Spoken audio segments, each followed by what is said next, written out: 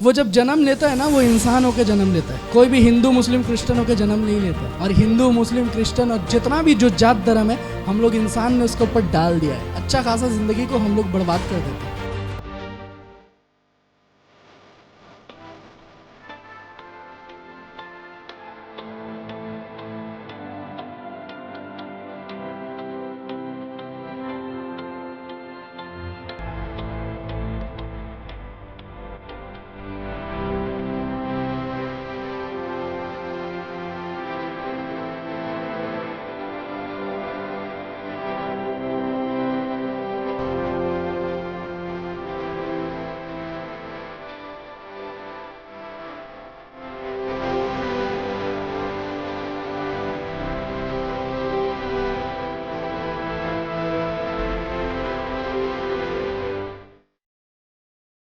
जय मसीह की सभी को। आज का जो टॉपिक है वचन का, वो है स्पिरिचुअल मैच्योरिटी, यानी आत्मिक तौर पे हमें बढ़ना है। आज हम लोग कुछ 6 पॉइंट डिस्कस करने वाले हैं। तो पहले हम लोग वचन खोल लेते हैं, 1 कोरिन्थियन 2 का 6 से 8। पॉल कोरिन्थियन का चर्च को कह रहा है, वो कह रहा है कि हम लोग ज्ञान का बात बोलेंगे, लेकिन किसको बोलेंगे? जो लोग मैच्योर है, या जो लोग वृद्धि पाया है, जो लोग बुद्धिमान इंसान है, बोल रहे वही लोग हम ज्ञान का बारे में बोलेंगे। बोल रहा है हम लोग ऐसा ज्ञान का बारे में बोलेंगे जो गुप्त ज्ञान है, जो चीज़ सब कोई को नहीं पता है। क्योंकि अगर वो लोग जानते तो वो लोग प्रभु यीशु मसीह को क्रूस पे नहीं चढ़ाते। ऐसा कौन सा ज्ञान है जिसका बारे में प्रभु यीशु मसीह डिस्कस करने मांग रहा है? सो आज क्योंकि हम लोग मैच्योरिटी के बारे में सीख रहे हैं, हम लोग 6 पॉइंट में डिस्कस करने वाले हैं। कैसे पता चलेगा कि आप ज्ञानी हो? पहला पॉइंट कि आप चुप रहना जानते हो। इंसान नॉर्मली क्या सोचता है ना, जो ज्यादा बकबक करेगा वो ज्यादा ज्ञानी है। इंसान वही सोचता है। जब सहेली लोग बैठ जाती है या दोस्त लोग बैठ जाता है, एक जन ऐसा रहता है जो कंटिन्यूस बकबक करते रहता है, और इंसान सोचता है इसका पास सबसे ज्यादा ज्ञान है। लेकिन ये बात सच नहीं है। ज्ञान उसके पास है जो चुप रहना जानता है, जो चुपचाप बातों को ग्रहण करना जानता है। एक एग्जाम्पल देते हैं। सोचिए आपका घर में बड़ा लोग बात कर रहा, आप सबसे छोटा हो, बड़ा लोग बात कर रहा, और वो लोग जिस बारे में बात कर रहा आप उसका मास्टर हो, आप जानते हो कि कैसा क्या होगा। आपको पता है हम अगर बोलेंगे तभी सही होगा, लेकिन अगर आप मुंह खोलोगे तो झगड़ा लग जाएगा, क्योंकि आप छोटा हो। आप मुंह खोलोगे उधर झगड़ा होगा। लेकिन आपको सही चीज पता है और वो लोग उल्टा फुल्टा डिस्कस कर रहे हैं। सोचिए स्क्रू और स्क्रू ड्राइवर का बारे में बोल रहे, वो लोग बोल रहे हैं ऐसा नहीं, इसको ऐसा घुसाना है, उल्टा घुसाना है। आपको पता है कि सीधा करके करना है, लेकिन आप बोलोगे तो पहले 10 तो बात सुनोगे। तो वहां पर ही मैच्योरिटी ये है कि चुप रहो। आपको पता है आप सही हो, आपको 100% पता है कि ये जो बोल रहा है ये गलत है। पारा में जितना कोई आपके बारे में बोल रहा है, आप जानते हो 100% ये गलत है। देखिए, जब हमारे जीवन में बहुत परेशानी आता है और इंसान हमें परेशान करता है और हमारे बारे में उल्टा फुल्टा बातचीत इंसान बोलता है, निंदा चर्चा करता है, तरह तरीका का बात बोलता है, लेकिन आपको पता है कि मैं सही हूँ, और आप जाके अगर किसी को बोलिएगा तो झगड़ा लग जाएगा। आप जाके कुछ स्टेप लीजिएगा तो झगड़ा लग जाएगा। उस जगह में सबसे बेटर क्या है कि आप चुप रहो। आप चुप रहो, आपको बोलने का ज़रूरत नहीं है। आपका बोलने से अगर सिचुएशन बिगड़ जा रहा है तो आप चुप रहो, क्योंकि आप सही हो, ये बात आपको पता है कि आप 100% सही हो। ये बात परमेश्वर जानता है कि आप 100% सही हो, और बाकी दुनिया वाले लोग सोच रहे कि आप सही नहीं हो। नो प्रॉब्लम, छोड़ दीजिए। आमीन, हालेलुया।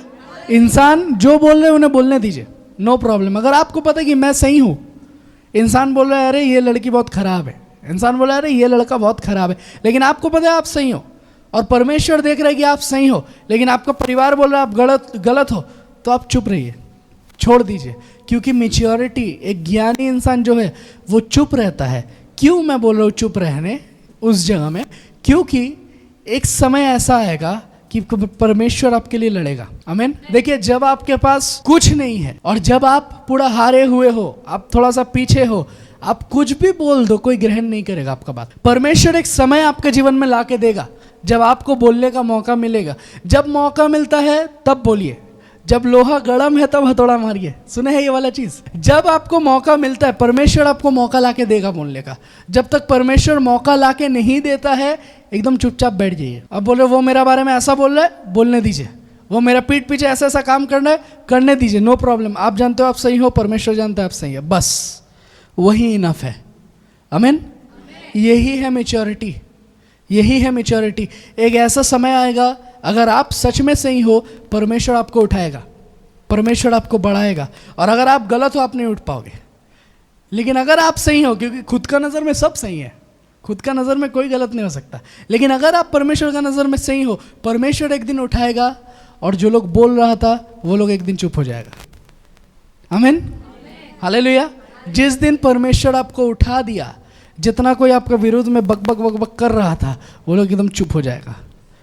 वो लोग को परमेश्वर बोलेगा शट अप, चुप हो जा, अब इसका टाइम आ गया। आप जान जाइए कि आपको साइलेंट रहना है।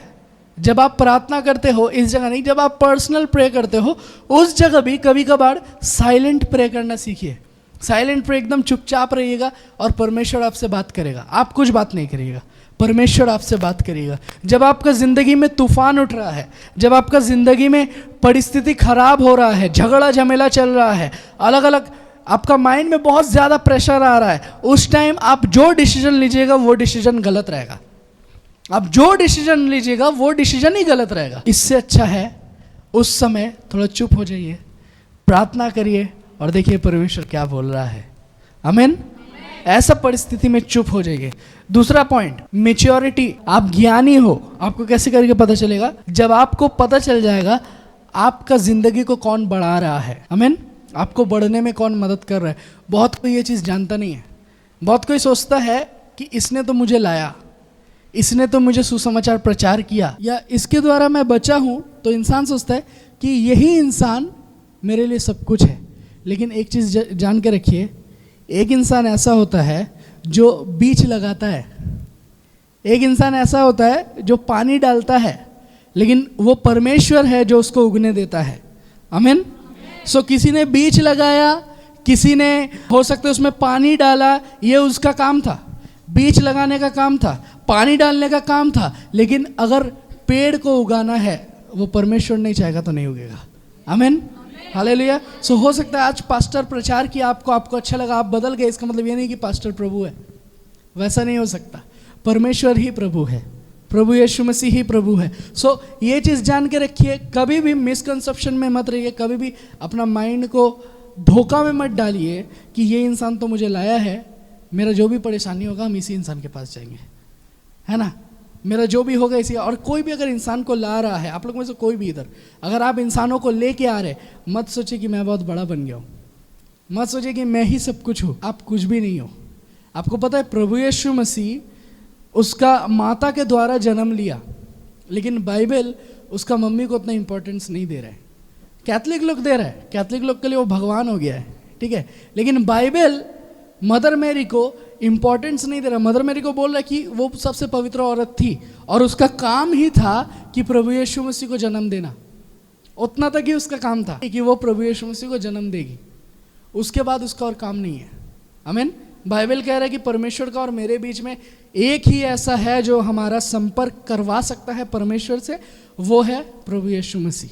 तो जब आपके अंदर में परमेश्वर का ज्ञान आ जाता है, आप जान जाओगे कि मुझे कोई बाबा के पास जाने का ज़रूरत नहीं है, मुझे कोई पास्टर का ज़रूरत नहीं है, मुझे कोई सेंट का ज़रूरत नहीं है, मुझे कोई इसका ज़रूरत नहीं है कि ये आके मेरा सिर में हाथ रख दे, ये आके मेरे ऊपर फूंक दे, कोई चीज़ का ज़रूरत नहीं है आपको। जब आपके अंदर ज्ञान आ जाएगा, आप जान जाइएगा कि मुझे यीशु मसीह का ज़रूरत है। आमीन। आपके जीवन में हो सकता है सब कुछ है, फिर भी एक खालीपन रहेगा। आपके जीवन में हो सकता है हर एक प्रकार का पैसा, धन, दौलत, सब कुछ है आपके पास, लेकिन फिर भी एक चीज़ मिसिंग लगेगा, वो है यीशु मसीह। यीशु मसीह मिसिंग है। अगर आपके ज़िंदगी से यीशु मसीह मिसिंग है, तो जो कुछ भी आपके पास है वो सब व्यर्थ है। यीशु मसीह का आपको बहुत ज़्यादा ज़रूरत है। तो जान लीजिए कौन आपको बढ़ाता है, कौन आपको लाया है, कौन आपको सुसमाचार दिया है, वो तो इम्पॉर्टेंट है क्योंकि उन्हें प्रभु ने इस्तेमाल किया है, लेकिन किसने आपको बढ़ाया है वो और ज़्यादा इम्पॉर्टेंट है। आमीन, हालेलुया। मैं एक इंसान को सुना हूँ बोलते हुए कि मैंने 1000 इंसान को प्रचार किया, 1500 इंसान को प्रचार किया, लेकिन आज तुम्हारा हाल क्या है? क्या तुम सही हो? मैंने 10,000 इंसान को प्रचार किया, मैंने इतना इंसान को बैप्टिज्म दे दिया, लेकिन उसके बाद क्या होगा? क्या तुम स्वर्ग जाओगे? क्या तुम प्रभु के साथ रहोगे? यह है क्वेश्चन। आप करोड़ों इंसान को प्रचार कर दो, लेकिन अगर आपका ज़िंदगी सही नहीं है, आप नरक जाने वाले हो।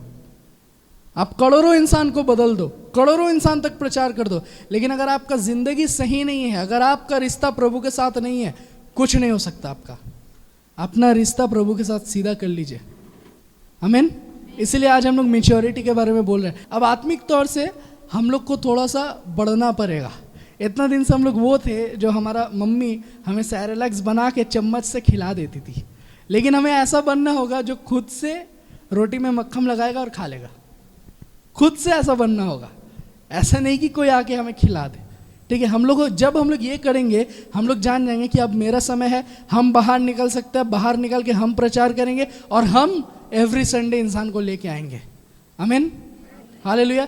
जान जाइए आपका जीवन को कौन चलाता है, आपको कौन बढ़ाता है। आज गुड़िया दी बोल रही थी ना कि बारिश हो रहा था और ट्रेन कैंसिल हो गया था डानकुनी से। तो डानकुनी से यहाँ आना आसान बात नहीं है। ट्रेन कैंसिल हो गया था और वो लोग सोच रहा था कि शायद आज नहीं होगा क्योंकि कैंसिल हो गया, लेकिन फिर भी आज हो गया। ट्रेन कैंसिल हो गया था, ट्रेन नहीं चल रहा था, लेकिन उसके बाद गुड़िया दी एक और बात बोली, ये एक स्पेशल ट्रेन था। आमीन। नॉर्मल ट्रेन कैंसिल हो गया, परमेश्वर स्पेशल ट्रेन दे दिया। आमीन। तो आपके जीवन में जो होगा वो स्पेशल ही होगा। आपको प्रभु मामूली आशीष नहीं देगा, आपके जीवन में स्पेशल आशीष ही आएगा। तो अगर स्पेशल आशीष आपको पाना है, प्रभु के लिए तैयार हो जाइए। हमेशा जान लीजिए कि बारिश गिरे, ट्रेन रहे ना रहे, बस रहे ना रहे, रिक्शा रहे ना रहे, पैसा रहे ना रहे, संडे मुझे कोई नहीं रोक सकता।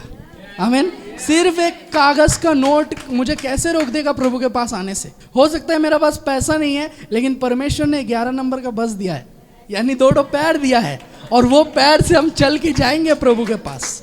आमीन। अगर ऐसा लग रहा है कि आज बस नहीं है या कुछ नहीं है, आप सुबह से हटना शुरू कर दीजिए, आप चर्च पहुंचिएगा। आमीन। अब प्रभु ऐसा नहीं होने देगा, प्रभु आपको कुछ ना कुछ देगा, आप आइएगा। तो जितना कोई नहीं आता है ना, उन्हें बोल दीजिए कि संडे मार्क करके रखो। उस दिन रीना आंटी एक जन को बहुत अच्छा बात बोला कि तुम्हारा फाइनेंशियल प्रॉब्लम हो रहा है, सिर्फ महीना में जितना संडे आ रहा है वो संडे का सिर्फ भाड़ा रख दो, ताकि तुम संडे जा सको, संडे आ सको, बाकी जितना फाइनेंशियल प्रॉब्लम है वो दूर हो जाएगा। आमीन, हालेलुया। ये सच बात है। अगर आप प्रभु को समय दीजिएगा, प्रभु आपको सब कुछ देगा। प्रभु को समय दीजिए। अगर आप समय दीजिएगा, आपका जीवन बदलते हुए आप देखिएगा। प्रभु कुछ नहीं चाहता है आपसे। आमीन। मैच्योरिटी ये है, मैच्योरिटी ये है। तीसरा पॉइंट, मैच्योरिटी या ज्ञान कब होता है? जब आप जान जाते हो लेने में आशीष नहीं है, देने में आशीष है। आमीन। लेने में, पाने में, किसी ने मुझे कुछ दिया मैंने रख लिया, कहीं से राशन मिल गया मैंने ले लिया, कहीं से चावल मिल गया मैंने ले लिया, कहीं से पैसा मिल गया मैंने ले लिया, मेरा पास बहुत बढ़ गया फिर भी मैंने ले लिया, मेरा पास रखने का जगह नहीं हो रहा फिर भी मैंने ले लिया। जस्ट लेते जा रहे, लेते जा रहे, लेते जा रहे। अरे भाई, चावल आपका कीड़ा लग जाएगा, आलू आपका पच जाएगा, इतना मत लीजिए। मैच्योरिटी कब है? जब मेरा पास 2 थैला है लेकिन 1 थैला मैं जाके किसी को दे दूंगा। आमीन। प्रभु तो वही सिखा रहा है, तुम्हारा 2 शर्ट है, 1 शर्ट किसी को दे दो। प्रभु यीशु मसीह वहाँ ये भी नहीं बोला कि तुम नया खरीद के दो, बोले तुम्हारा ही है, तुम्हारा 2 है, तुम 1 दे दो किसी को। आमीन। सो मैच्योरिटी, ज्ञान कब आता है? जब हम लोग जान जाते हैं लेने में नहीं देने में आशीष है, और जब आप दोगे वो आशीष ऐसा काम करेगा आपको डबल मिलेगा। आमीन। मेरा मम्मी बोल रही थी, मेरा मम्मी ने ईयररिंग दिया था, डालने के बाद वो जितना भी ग्राम्स का था मुझे याद नहीं है, लेकिन थोड़ा हल्का था, उतना भारी नहीं था, लेकिन परमेश्वर ने उन्हें अब जो जुगाया है वो उससे भी बहुत गुना ज़्यादा भारी है वो वाला। आमीन। और वो वाला जो था वो शायद 14 कैरेट या 18 कैरेट का था, इस बार का जो है वो प्रॉपर 22 कैरेट का है। आमीन। तो परमेश्वर ऐसे आशीष देता है, परमेश्वर ऐसे आशीष देता है। मैंने सिर्फ 300 रुपया दिया, बाकी परमेश्वर ने दिया। आमीन, हालेलुया। आप लोग सोचिएगा कैसे हो सकता है भाई, 300 रुपये में कहाँ से आ सकता है? आप प्रभु में विश्वास करिए, प्रभु आपको बुद्धि दे देगा कहाँ से आ सकता है। आमीन। प्रभु आपको बुद्धि को खोल देगा। इसीलिए बोल रहा है जिसके पास ज्ञान है उसी से हम बात करेंगे, पॉल कह रहा है। आमीन। क्योंकि जिसके पास ज्ञान नहीं है ना, आप उसके पास जाके जब बोलोगे वो चीज़ वेस्ट हो जाएगा। बच्चा को आप ना एक ठोंगा हीरा पकड़ा दीजिए, ठीक है, जिसका वैल्यू 1 करोड़ होगा, उसको पकड़ा दीजिए, फेंक देगा पूरा, आपका 1 करोड़ खत्म वही जगह में। लेकिन कोई ऐसे इंसान को दीजिएगा जो वैल्यू समझेगा उसका, वो सही से उसको यूज़ करेगा। तो यहाँ पर ही बोल रहे हैं जिनका पास ज्ञान है उसी को मैं दूंगा ज्ञान। आमीन। तो अगर आप ज्ञानी बनोगे, परमेश्वर और ज्ञान आपको देगा। आमीन, हालेलुया। मैच्योरिटी कब है? चौथा पॉइंट, कि जब आप सच्चा हो। जब आप झूठ बोलते हो ना, बहुत क्यों बोलता है ना, ऐसा झूठ बोलेंगे कि इससे किसी का हानि नहीं होगा, लेकिन वैसा झूठ से आपका आगे जाके हानि हो जाएगा। ठीक है, इंसान बोलता है ऐसा झूठ बोलने से ठीक है जो झूठ से किसी का कोई हानि नहीं होता है, जो झूठ से किसी को कुछ फ़र्क नहीं पड़ता है, ये बात सच नहीं है। झूठ से फ़र्क पड़ता है। जब कभी भी आप झूठ बोलते हो तो आगे बड़ा परेशानी हो जाता है। राजा दाऊद ने जब एक झूठ बोला था, उस झूठ को छिपाने के लिए वो झूठ पे झूठ बोले ही जा रहा था। तो एक झूठ का वजह से हज़ारों झूठ हो गया उस जगह पे। झूठ बोलने से ही आप जान लीजिए कि आप मैच्योर इंसान नहीं हो। एक लड़का है, उसके पास हम ना एक माइक खरीदने गए थे। तो मैं गया उसके पास था। मैं बोला कि भाई मैं वो वाला लूँगा। सो उसके पास जब मैं गया, मैं देखा उस माइक का ऊपर पूरा भरता होके है, ठीक है, मतलब वो गिराया है अच्छा से, पूरा भरता उड़ता होके है वो वाला।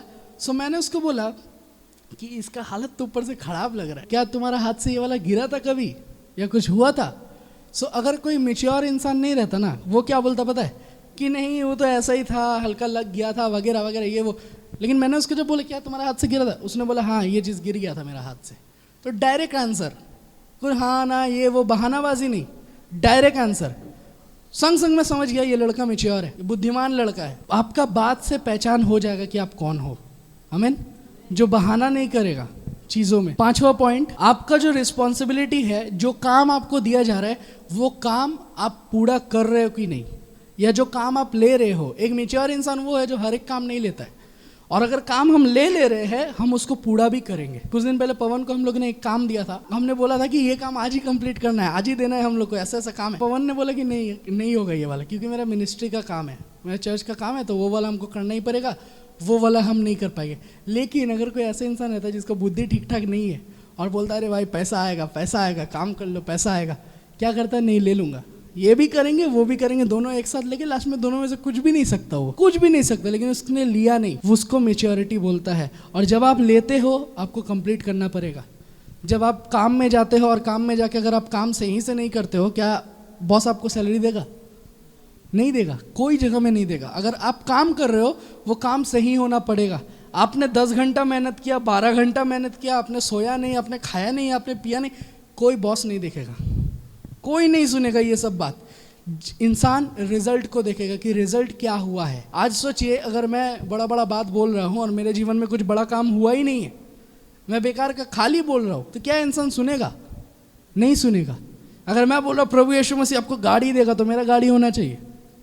आमीन, हालेलुया। अगर मैं बोलूँगा प्रभु यीशु मसीह आपको चंगाई देगा, तो मेरे जीवन में चंगाई होना चाहिए। आमीन। मेरा सोमवार से लेके शुक्रवार तक बुखार था, खाना खाने का बाद रात को एवरीडे बुखार आ रहा है, लेकिन मैं पैरासीटामोल को बोला कि मैं तुझे नहीं लूंगा। आमीन। मैं पैरासीटामोल को बोला कि मुझे तेरा ज़रूरत नहीं है, मुझे प्रभु का ज़रूरत है। आमीन। मुझे जब भी बुखार आ रहा है, जो कुछ हो रहा है, मैं क्या कर रहा हूँ, मैं भाई लोग के साथ शेयर कर रहा हूँ। मैं बोल रहा हूँ मेरा ऐसा तबीयत खराब हो रहा है, आप लोग प्रार्थना करिए, ऐसा तबीयत खराब हो रहा है, आप लोग प्रार्थना करिए, ठीक है। ये सुपर नेचुरल चीज़ है। नेचुरल चीज़ क्या है कि मैंने दवाई खा लिया, पैरासीटामोल मैंने डाला अपना अंदर, वो अपना काम कर दिया, बस सब खत्म। लेकिन पैरासीटामोल भी काम करता है 4 घंटा में, और हमने जब प्रार्थना किया 2 घंटा के अंदर बुखार ठीक हो गया। सो मैच्योरिटी ये है कि जब आप जानते हो आपको रिस्पॉन्सिबिलिटी फुलफिल करना है। और लास्ट और आखिरी चीज़ मैच्योरिटी ये है कि जब आप बोलते हो कि मैं ये काम करूँगा, और बोलने के बाद आप उसको करते भी हो। आमीन। कि आप जब बोलते हो कि मैं ये चीज़ करूँगा और करने के बाद आप नहीं कर पाते हो, तो वो मैच्योरिटी नहीं है। जैसे कि मैं लास्ट में समझा रहा था, उसी पॉइंट को घुसाते हैं कि आपको करना पड़ेगा। जब आप बोलते हो कि मैं ये चीज़ कर सकूँगा, आपको करना पड़ेगा। और आपका प्लान्स कभी भी शेयर मत करिए। आपका प्लान बहुत सारा हो सकता है। आपका प्लान रह सकता है कि आप हेलीकॉप्टर खरीदिएगा, आपका ये प्लान है कि हम हेलीकॉप्टर खरीदेंगे भाई, और आपको पता है कि हम खरीद लेंगे, सबका मुंह बंद हो जाएगा, हम खरीद लेंगे। तो आप अपना मुंह बंद रखिए, सबको मत बोलिए, इंसान आपके ऊपर हंसेगा। आप खरीद के दिखा दो, उसके बाद इंसान समझेगा। आमीन। आप बोलिएगा मैं एक दिन प्राइम मिनिस्टर बनूंगा, दूसरा, सब हंसेगा, कोई विश्वास नहीं करेगा। लेकिन आप बन सकते हो, आप बन सकते हो। आप बोलिएगा मैं डॉक्टर बनूंगा, सब हंसेगा, लेकिन आप बन सकते हो। आप इंजीनियर बनना है, IPS बनना है, IAS बनना है, आप बन सकते हो। आपको बहुत बड़ा पास्टर बनना है, आपको पूरा दुनिया घूमना है, आप कर सकते हो, आप इजीली कर सकते हो। सिर्फ प्रार्थना करना है, हो जाएगा। आमीन, हालेलुया। बहुत आसान है, प्रार्थना करते रहिए इस चीज़ के लिए, और एक एक करके हर एक चीज़ होते रहेगा। लेकिन किसी के सामने मुंह मत खोलिए, किसी के सामने मुंह मत खोलिए। जो इंसान समझेगा उसके सामने खोलिए, उसको बोलिए प्रार्थना करना, मेरा ये इच्छा है, मेरा ये प्रार्थना लिस्ट है, मुझे ये ज़रूरत है, लेकिन इसके अलावा बार बार रिपीट मत करिए, बार बार बोलिए मत। इसका मतलब आप एक ज्ञानी इंसान नहीं हो, आपके अंदर बुद्धि नहीं है, आप सिर्फ बोल रहे हो। और जब आप बोले जाते हो ना और इंसान देखते कि हो ही नहीं रहा है, हो ही नहीं रहा है, हो ही नहीं, इंसान सोचेगा क्या इंसान है भाई, रात दिन बोले जाता है। सो मैच्योरिटी इस चीज़ में है कि आप जान के रखिए कि करेंगे करेंगे नहीं, करके फिर बोलिए। आमीन। भारत देश में बहुत सारा देवी देवता है और हर एक कोई का यही डायलॉग था कि ऐसा होगा, ऐसा करेंगे, ये करेंगे, वो करेंगे। यीशु मसीह को देखिए, पहले कर दिया उसके बाद बोला, पहले कर दिया उसके बाद बोला। प्रभु यीशु मसीह चिन्ह चमत्कार करते गया, चिन्ह चमत्कार करते गया, कंटिन्यूस काम करते गया और उसके बाद बोला। आमीन, हालेलुया। सो पहले करिए उसके बाद बोलिए। और आखिरी पॉइंट हम लोग खोलेंगे होसिया 6:6। ये मेरा फाइनल पॉइंट है, उसके बाद खत्म करेंगे। क्योंकि मैं बलिदान से नहीं स्थिर प्रेम ही से प्रसन्न होता हूँ, और होम बलियों से अधिक यह चाहता हूँ कि लोग परमेश्वर का ज्ञान रखें। आमीन। बाजू वाले को थोड़ा हिलाइए, बोलिए जाग जाओ, बोलिए जाग जाओ। यहाँ पर ही देखिए बाइबल कह रहा है कि बुद्धिमानी कब है, जब आप जान जाओगे कि जो परमेश्वर है वो आपसे कुछ भी नहीं चाहता है, लेकिन वो आपसे प्रेम चाहता है। आमीन। सिर्फ एक ही चीज़ वो चाहता है परमेश्वर, वो चाहता है कि आप उसको प्रेम करो। कौन कौन प्रभु को प्रेम करता है, हाथ उठाए। कौन कौन प्रभु से प्रेम करता है? मुझे पता है सब हाथ उठाएगा, लेकिन अभी कुछ और भी बोलेंगे, हाथ नीचे कर दीजिए। क्या आप प्रभु का सब आज्ञा फॉलो करते हो? प्रभु जो जो बोलते हैं आप हर एक चीज़ करते हो? कितना कोई करता है? लिखा हुआ है कि जो कोई संसार का दोस्त है वो मेरा दुश्मन है, जो कोई संसार से प्यार रखता है वो मुझसे बैर रखता है, मुझसे नफरत करता है। कौन कौन संसारिक चीज़ों से प्यार रखता है? हम में से बहुत कोई अभी निकल सकते हैं जो लोग संसारिक चीज़ों से प्यार रखता है। लेकिन जान के रखिए यहाँ पर बाइबल बहुत क्लियर है, बहुत क्लियरली एक बात बोल रहा है कि मुझे तुम्हारे तरफ से कुछ और चीज़ का ज़रूरत नहीं है। तुम्हारा दान मुझे नहीं चाहिए, प्रभु कह रहा है। तुम्हारा पैसा मुझे नहीं चाहिए, तुम्हारा सोना मुझे नहीं चाहिए, तुम्हारा घर मुझे नहीं चाहिए, तुम्हारा बेटा बेटी मुझे नहीं चाहिए, मुझे कुछ नहीं चाहिए। तुम्हारा कुर्बानी मुझे नहीं चाहिए। तुम लोग गोरू काटोगे मुझे नहीं चाहिए, तुम लोग मेष काटोगे मुझे नहीं चाहिए, मुझे कुछ नहीं चाहिए। तुम क्या दे सकते हो प्रभु को? हम क्या दे सकते हैं प्रभु को? हमारा जीवन खुद पाप में भरा हुआ है, हम लोग प्रभु के पास क्या ला सकते हैं? बोले तुम्हारा फूल और माला मुझे नहीं चाहिए, तुम जो नारियल फोड़ोगे मुझे नहीं चाहिए, तुम्हारा धूपकाठी और मोमबत्ती मुझे नहीं चाहिए, कुछ नहीं चाहिए। मुझे एक ही चीज़ चाहिए, तुम मुझसे प्यार करो। आमीन। बोले मुझे एक ही चीज़ चाहिए कि तुम मुझसे प्यार करो। तो आज अगर आप जीवन में हर एक प्रकार का चीज़ कर रहे हैं लेकिन यीशु मसीह से प्यार नहीं कर रहे, कुछ नहीं होने वाला है। आमीन। हो सकता है आप फूल और माला चढ़ाते हो लेकिन आप प्यार नहीं करते हो, आपके अंदर में प्यार नहीं है। कैसे करके प्यार नहीं है पता है? अगर आप फूल और माला चढ़ा रहे हो मतलब आप प्यार नहीं करते हो, क्योंकि फूल और माला किसको चढ़ाता है? जो मर गया है। फूल का माला किसका फोटो में चढ़ाता है? जो मर गया है।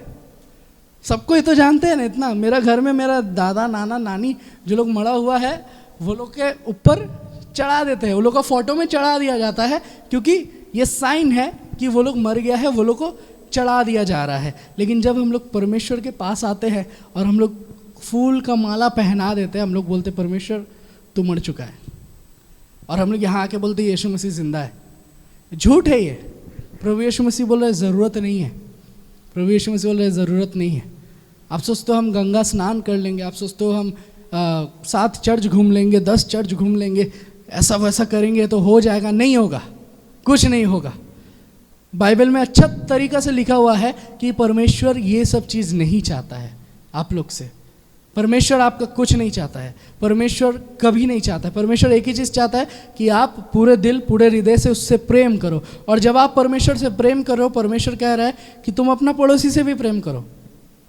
परमेश्वर कह रहा है कि तुम मेरा आज्ञा को मानो, अपना माँ बाप से प्यार करो। परमेश्वर कह रहा है कि मैं जो जो आज्ञा दिया हूँ आप आज्ञा परिएगा। बोले तुम व्यभिचार मत करो, तुम झूठ मत बोलो, तुम चोरी मत करो, तुम हत्या मत करो, तुम किसी भी मूर्ति के सामने ना झुको। लेकिन हम लोग वैसा ही करते हैं, हम लोग वैसा ही करते हैं। जो जो परमेश्वर बोल रहे हैं नो ये नहीं करोगे तुम, हम लोग वही करते हैं। आगे जाके परमेश्वर हमें मना कर रहा है। हम क्या बोले, इतना दिन से हम लोग वो थे जो मम्मी सेरेलैक्स उठा के खिला देती है चम्मच से, लेकिन हमें वो बनना पड़ेगा जो खुद से खा लेगा। आमीन, हालेलुया, हालेलुया।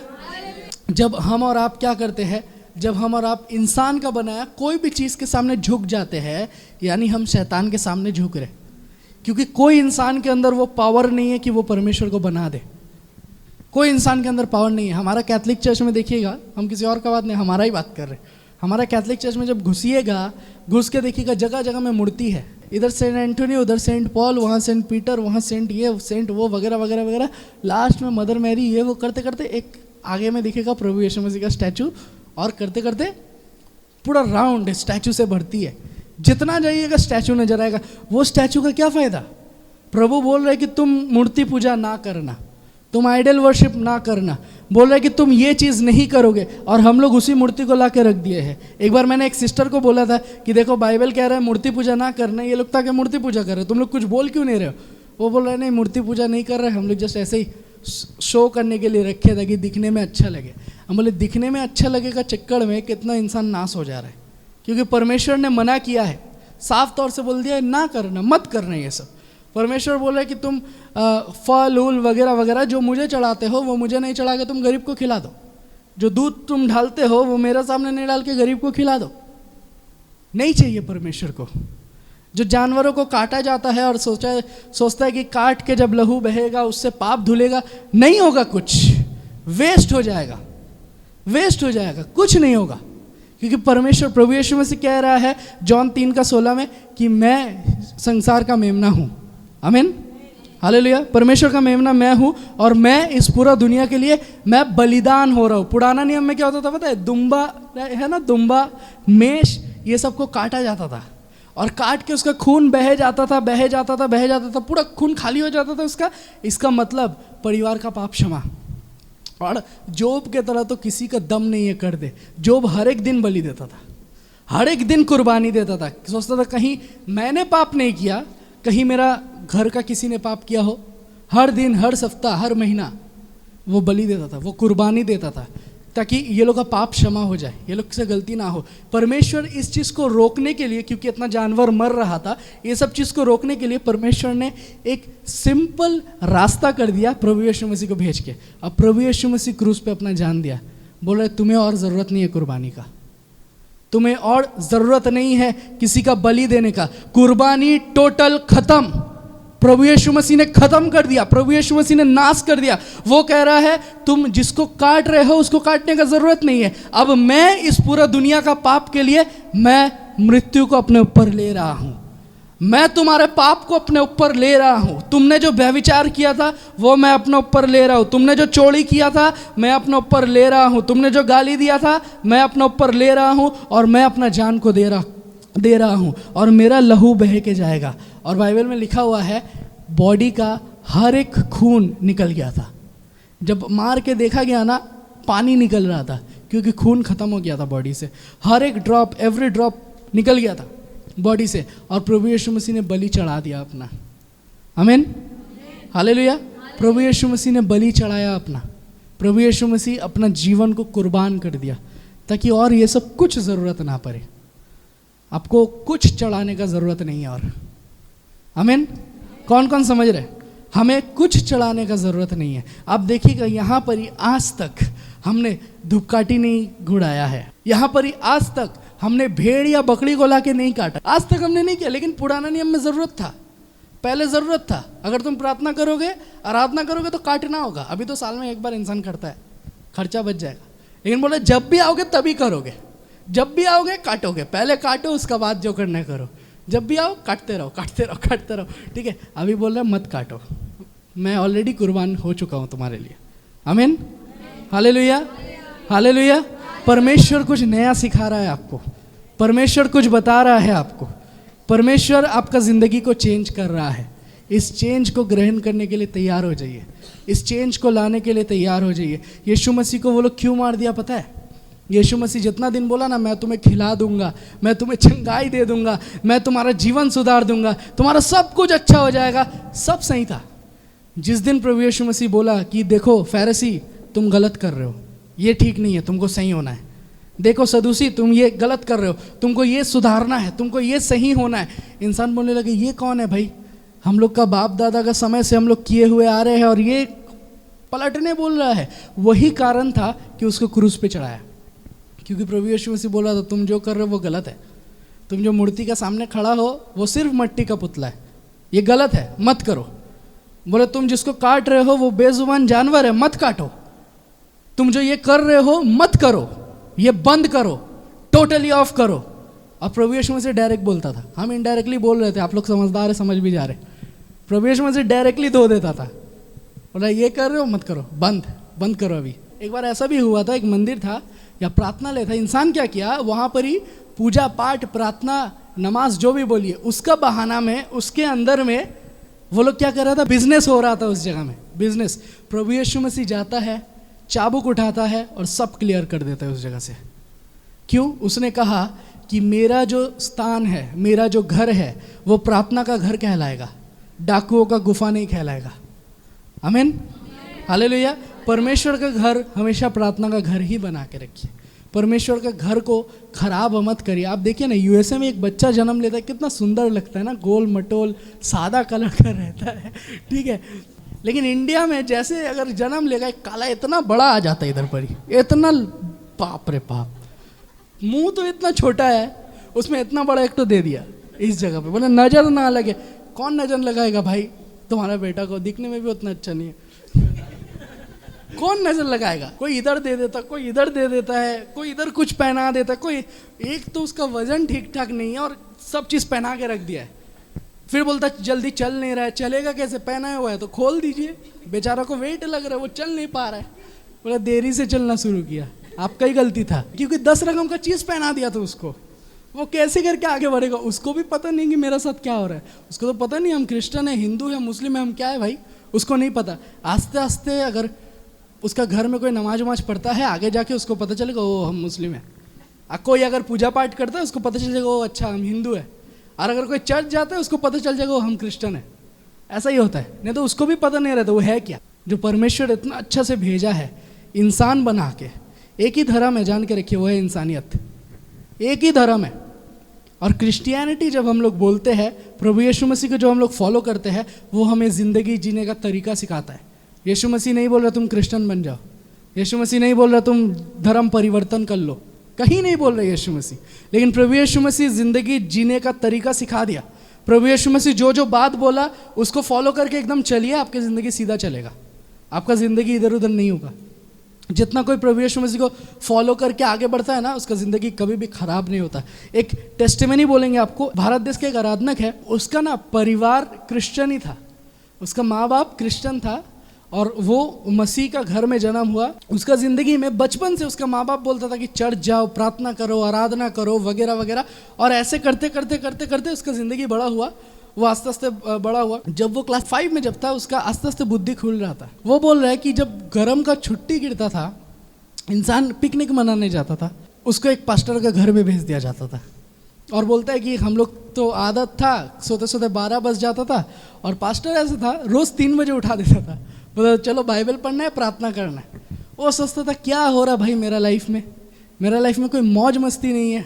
उसका माँ बाप बोल रहा प्रार्थना करो, वो बोल रहा मुझे खेलने जाना है। एक बच्चा जैसे बोलता है वैसे ही है, उसको मन था ये सब चीज़ का, वो कर नहीं पा रहा है। आस्ते आस्ते उसको लग रहा है कि वो एक बंधन में फंसा हुआ है, उसको और अच्छा नहीं लग रहा। वो आस्ते आस्ते सोच रहा है कि मुझे दोस्त बनाना ज़रूरी है और संसार में मिक्स होना ज़रूरी है। तो उसने क्या किया, जब वो क्लास 7 में था उसने दोस्त बनाया, उसका कुछ कुछ दोस्त हो गया, और वो कह रहा था कि वही डेंजर हो गया। जब भी आपका दोस्त बनता है, जान लीजिए आप एक देश हो और उसमें आतंकवादी घुस चुके हैं, ठीक है। जब भी आपका दोस्त बनता है ऐसा ही होता है, क्योंकि आपका अच्छा कुछ नहीं होता, खराब बहुत कुछ हो जाता है। उसका दोस्ती हुआ और क्लास 7 में वो क्या किया, पहला बार सिगरेट पीना शुरू किया। क्यों सिगरेट पीना शुरू किया, मुंबई का है, क्यों सिगरेट पीना शुरू किया, क्योंकि मुंबई में देखता था सब सिगरेट पी रहा है और उसको पता ही नहीं था सिगरेट है क्या, लेकिन वो पीता था, उसको अच्छा लगता था। वो पी भी नहीं पाता था, शायद धुआं यहाँ जाता था, यहाँ निकल जाता था, उसका अंदर भी नहीं घुसता था, लेकिन पीता था। अब आस्ते आस्ते जब वो क्लास 8 में उठा, उसे पता चला और भी नशा होता है, तो वो दारू पीना शुरू किया। और जब वो दारू पीता था उसको अच्छा लगता था क्योंकि नशा हो रहा है, बोलते वो बहुत अच्छा लगता था।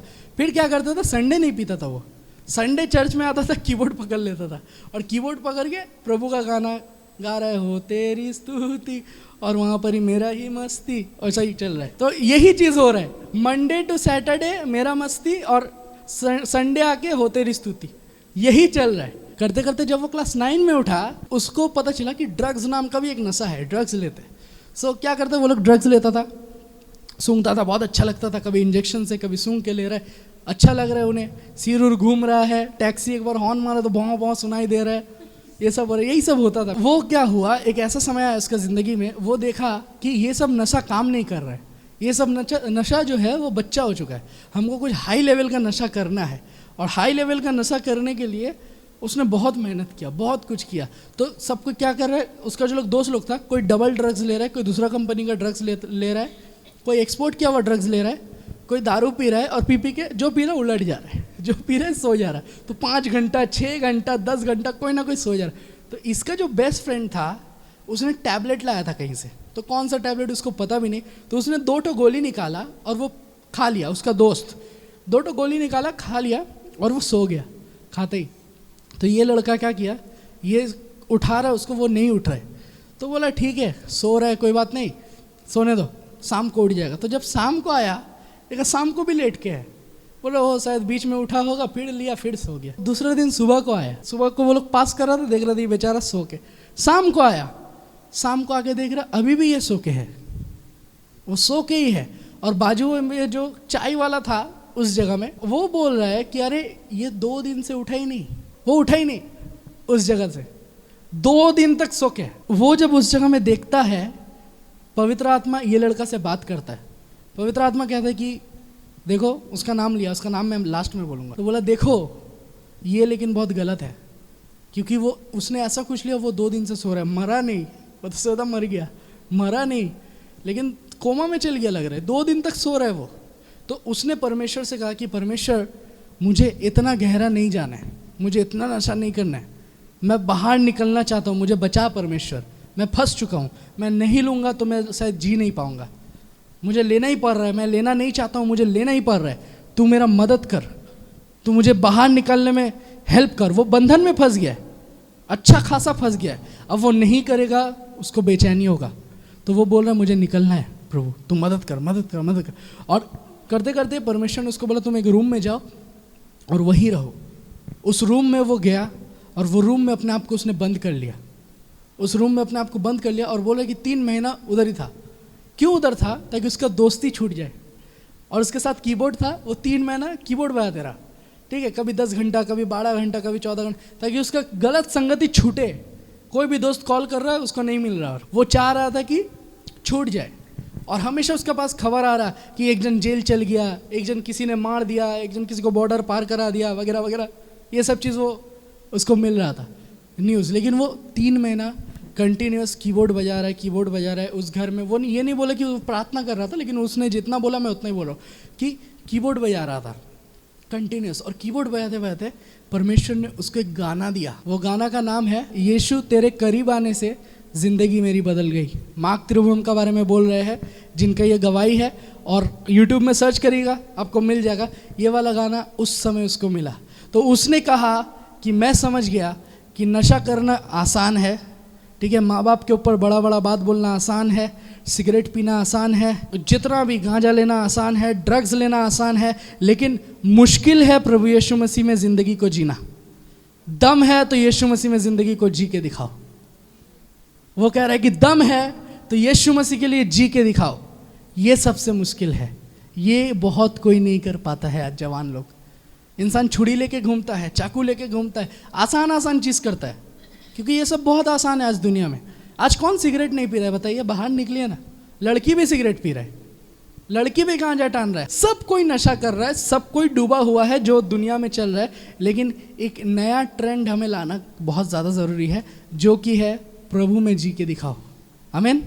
प्रभु आपको बंधन से निकाल सकता है। वो कह रहा है कि वो कभी सोच नहीं पाता कि वो निकल सकेगा इतना खराब आदत से।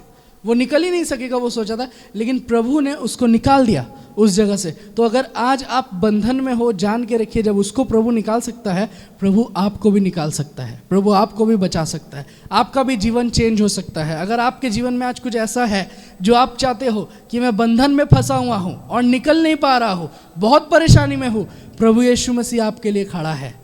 आज आप फील करिए, आज आप महसूस करिए, आप जो सीट में बैठ के हो उसके बगल में प्रभु यीशु मसीह है। आमीन।